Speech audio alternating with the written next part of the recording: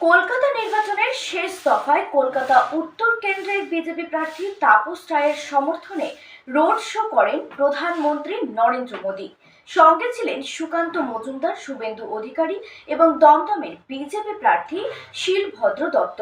শ্যামবাজার মোড়ে নেতাজি সুভাষচন্দ্র বসুর মূর্তিতে মাল্যদান করেন। সেখান থেকে সিমলায় স্বামী বিবেকানন্দ জন্মভিটে পর্যন্ত রোড শো করেন। মোদী রোড শোর জন্য যে গাড়ি তার জন্য রয়েছে সেই গাড়িতে উঠলেন।